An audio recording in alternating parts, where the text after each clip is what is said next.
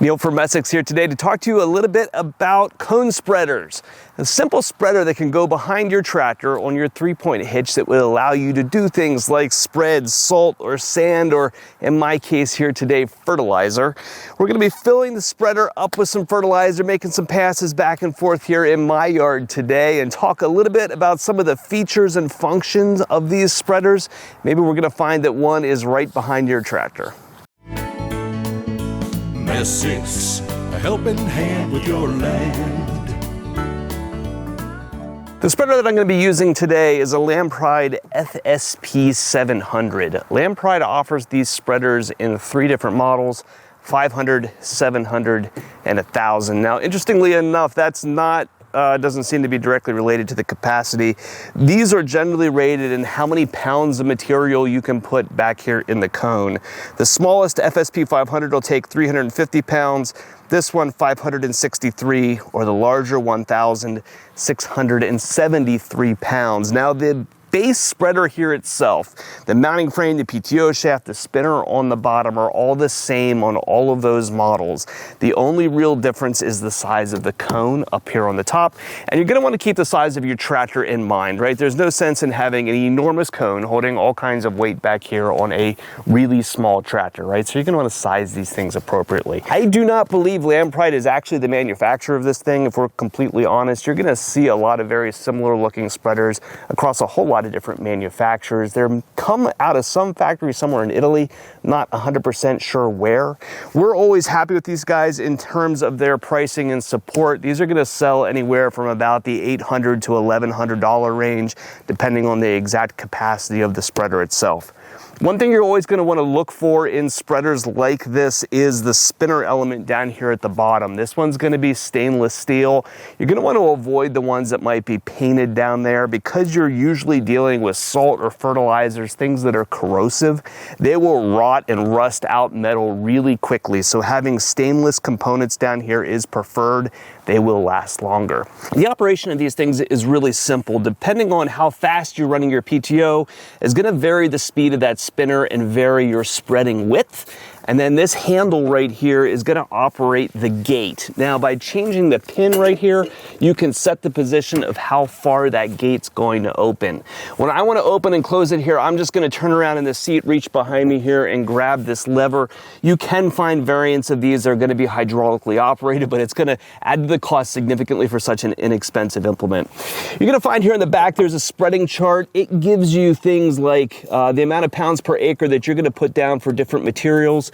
Now, this is going to vary depending on your tractor speed and the spreading width of the spreader itself. And speaking personally, I have a hard time going through and dialing these things in an exact amount. So what I tend to do is cut my spread rate in half and then drive in both directions, kind of trying to overlap my passes and cross-hatch them, if you will, to try to get an even spread across my acreage. So rather than looking at these charts and figuring out my pounds per acre, I simply buy enough fertilizer for 2 acres and then do my best to spread it evenly.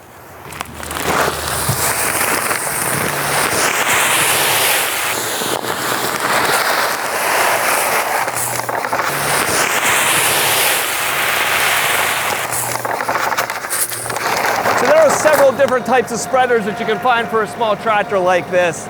This is going to be the least expensive of them, but also say the least precise, okay?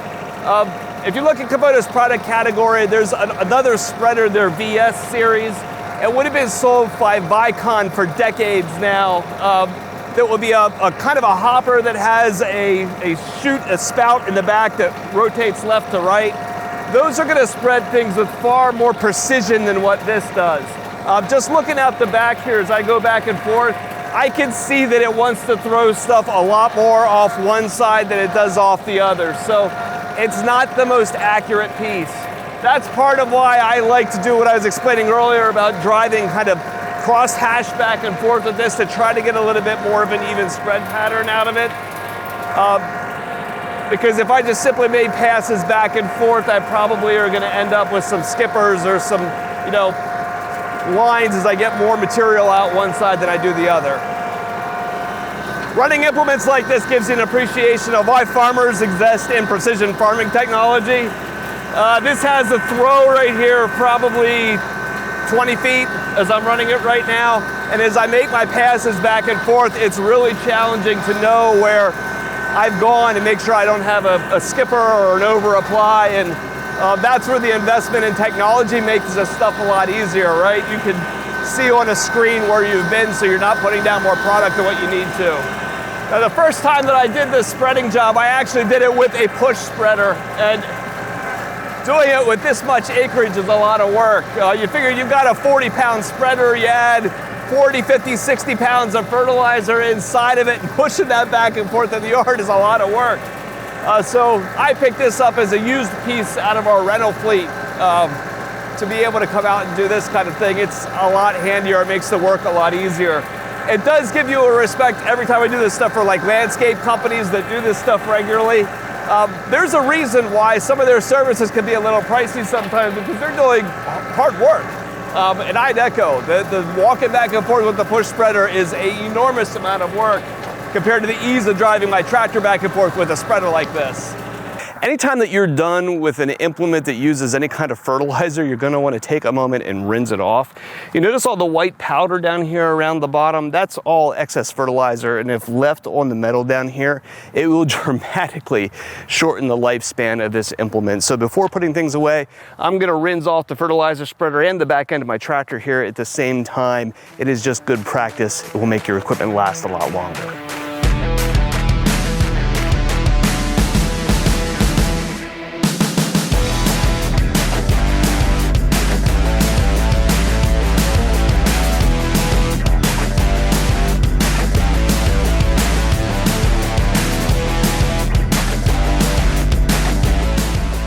So that's a few things on the cone spreader. A couple things here to keep in mind. We like this thing because it's affordable. We like it because it's really easy to use. It gets a really significant job done with a lot less effort. The thing that we don't care for so much though is its accuracy. We talked before about how hard I feel it is to dial things in using the rate chart, and today I definitely noticed that as I got to the end of the material that was in the cone, the rate slowed down significantly because there's not as much weight pushing down on it, forcing it through the gates at the bottom. So the rate itself was really inconsistent. For a job like this, for say fertilizer, where you could put the rate down low and cross hatch it a little bit and kind of, you know, close is good enough, totally fine. Though if you're spreading high value products, say you're putting down things like grass seed, there's much better attachments for getting good seed to soil contact, for doing it with precision. When you're spreading materials like that that are so expensive and putting it down right matters, this is not the implement for you. But for things like fertilizer and salt, I find it totally acceptable. If you're shopping for a piece of equipment that we could help, if you could use a fertilizer spreader or any parts or needs for your machines, give us a call here at Messick's. We're available at 800-222-3373 or online at messicks.com. Sorry, Mark. They have, and whether it's something that would suit you.